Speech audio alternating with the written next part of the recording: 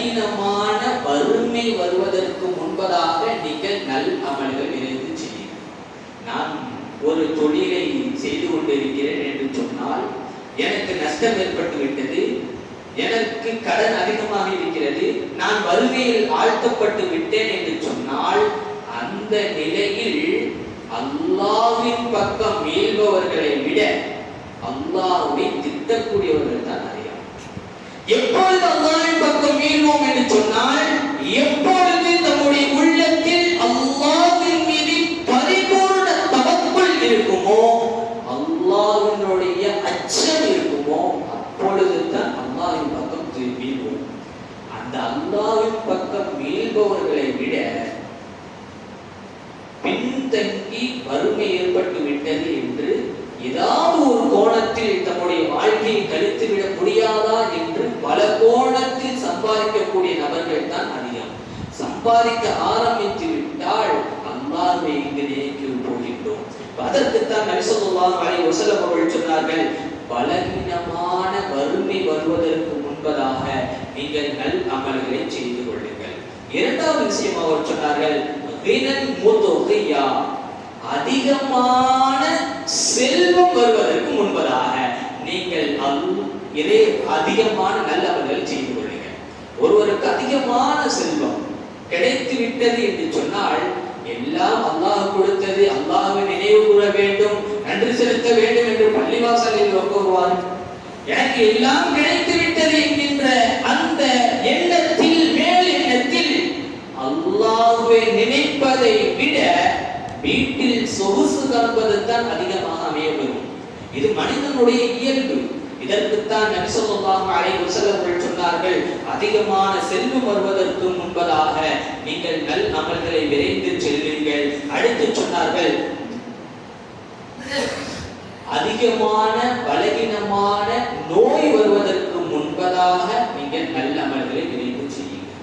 இதை நீட்டி பேச வேண்டும் சொன்னால் பேசலாம். ஒவ்வொரு பாயிண்ட் ஒவ்வொரு டாபிக். கணித்துக்குரிய அல்லாஹ் நல்லடியார்களே, 7 விஷயத்தில் 5 விஷயங்களை நாம் நினைவு கூறுகின்றோம். ஸல்லல்லாஹு அலைஹி வஸல்லம் சொன்னார்கள், வறுமை வருவதற்கு முன்பதாக நீங்கள் நல்ல அமல்களை விரைந்து செய்யுங்கள். அதிகமான செல்வம் வருவதற்கு முன்பதாக நல்ல அமல்களை செய்து கொள்ளுங்கள். நோய் வருவதற்கு முன்பதாக நல்ல அமல்களை விரைந்து செய்யுங்கள். அதே போல் முதுமை வருவதற்கு முன்பதாக நல்ல அமல்களை விரைந்து செய்யுங்கள்.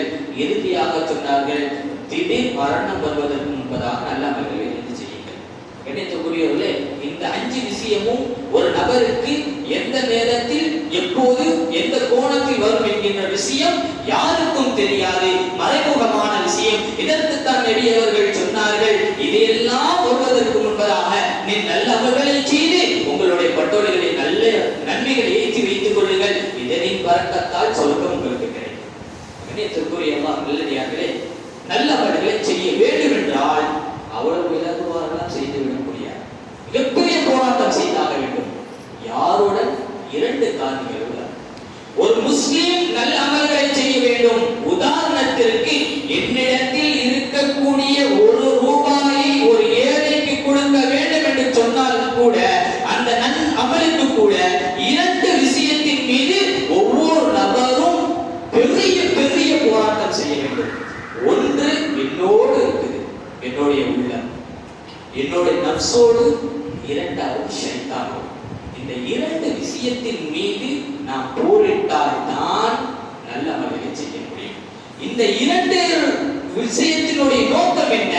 ஒவ்வொரு நபரையும் நரகத்திற்கு எடுத்து செல்ல வேண்டும். இதுதான் இந்த 2 ஒருவர் ஏழை கேட்கிறார், உள்ளத்தில் என்னுடைய ஜோப்பில் காசு இருக்கிறது, எடுத்து கொடுப்பதற்கு முன்பதாக உள்ளத்தில் வருகிறது, 1 ரூபாய் கொடுத்து விட்டால் செலவாயிடும், இந்த 1 ரூபாய்னால எனக்கு பல பிரயோஜனம் இருக்கிறது. உள்ளம் என்பது ஒரு நபரை வழிகெடுக்கக்கூடியது. அதே போல் ஷைத்தான் என்பவன் ஒரு நபரை வழிகெடுக்கக்கூடியது. இதற்கு தான் நபி அவர்கள் சொன்னார்கள், உள்ளத்திற்காக வேண்டி நீங்கள் அதிகமாக துஆ செய்யுங்கள். அல்லாஹும்ம முஸர்ரிஃபல் குலூப் ஸர்ரிஃப் குலூபனா அலா தீனிக். உள்ளத்தை திருப்பக்கூடியவனே, என்னுடைய உள்ளத்தை தீனுக்காக, இபாதத்திற்காக என்னுடைய உள்ளத்தை திருப்பி விடு என்பதாக நபி ஸல்லல்லாஹு அலைஹி வஸல்லம் அவர்கள் துஆ செய்திருக்கிறார்கள். அது மட்டும் அல்லாமல் துஆ செய்யும்படி நம்மை சொல்லியிருக்கிறார். இரண்டாவது விஷயம் ஷைத்தான். இதற்குத்தான் நபி ஸல்லல்லாஹு அலைஹி வஸல்லம் அவர்கள் சொன்னார்கள், அதிகமாக நீங்கள் அஊது பில்லாஹி மினஷ் ஷைத்தானிர் ரஜீமை நீங்கள் அதிகமாக ஓதிக்கொள்ளுங்கள். இந்த இரண்டு விஷயத்தை விட்டு நீங்கள் பாதுகாப்பு பெற்றுவிட்டால் நான் பெரிய அவுலியாவாக மாறிவிடுவேன். கண்ணியத்திற்குரியவர்களே, இந்த இரண்டு விஷயம் என்பது ஒவ்வொரு நபரின் வழிகெடுக்கக்கூடியது. இந்த இரண்டு விஷயத்தையும் நாம் சண்டையிட்டு அமல் செய்தால்தான் நாம் சொர்க்கத்திற்கு போக முடியும்.